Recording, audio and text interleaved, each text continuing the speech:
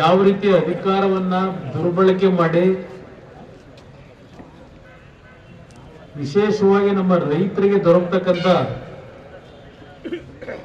ಯೋಜನೆಗಳನ್ನ ಕೊಡ್ಲಿಕ್ಕೆ ಆಗದೆ ಇರತಕ್ಕಂಥ ಪರಿಸ್ಥಿತಿಗೆ ದೂಡಿದ್ದಾರೆ ನಮ್ಮ ರೈತರನ್ನ ಅಂತಕ್ಕಂಥ ವಿಷಯಗಳನ್ನ ಎಲ್ಲ ಪ್ರಸ್ತಾಪ ಮಾಡಿದ್ರು. ಅಶ್ವಿನಿ ಅವರು ಮಾತನಾಡಿದ್ರು, ಮಾದೇವಣ್ಣವರು ಮಾತನಾಡಿದ್ರು.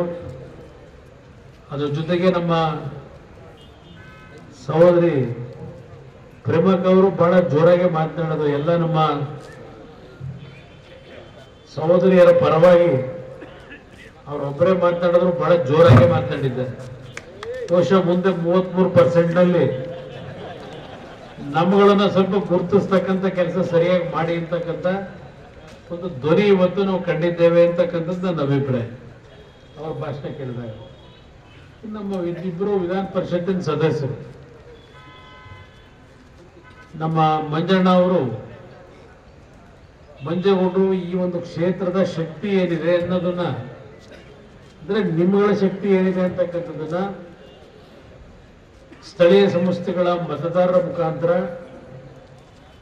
ವಿಧಾನ ಪರಿಷತ್ತಿಗೆ ನಾನೇನು ಆಯ್ಕೆಯಾಗಿದ್ದೇನೆ, ಈ ಜಿಲ್ಲೆಯಲ್ಲಿ ಜನತಾಳದ ಕಾರ್ಯಕರ್ತರ ಶಕ್ತಿ ಏನಿದೆ ಅಂತಕ್ಕಂಥದ್ದು ತೋರಿಸಿದ್ದೀರಿ ಅಂತಕ್ಕಂಥ ನೆನಪನ್ನ ಮಾಡಿಕೊಡ್ತಕ್ಕಂಥ ಕೆಲಸ ಅವರು ಮಾಡಿದ್ದಾರೆ. ಪ್ರಥಮ ಬಾರಿಗೆ ನಮ್ಮ ವಿವೇಕ್ ಅವರು ಸಹ ಮೊದಲನೇ ಸಭೆ ಇವತ್ತು ಕಾರ್ಯಕರ್ತರ ಸಭೆ ಮಾತನಾಡಿದರು. ವಿಧಾನ ಪರಿಷತ್ತಿನ ಸದಸ್ಯರಾದ ನಂತರ ಅವರು ಸ್ವಲ್ಪ ಜೋರಾಗಿ ಮಾತನಾಡಿದ್ದಾರೆ. ಅವರ ಗೆಲುವಿಗೆ ಬಹುಶಃ ನನಗಿಂತ ಹೆಚ್ಚಾಗಿ ಸಾರಾಮಹೇಶ್ ವಿಶೇಷವಾಗಿ ಜಿಟ್ಟಿದರು. ಅವ್ರನ್ನ ಗೆಲ್ಲಿಸಲೇಬೇಕು ಅಂತ ಹೋರಾಟ ಮಾಡಿದಂಥವ್ರು ನನಗಿಂತ ಇಬ್ಬರು, ಅವರಿಬ್ಬರೇ ಜಾಸ್ತಿ.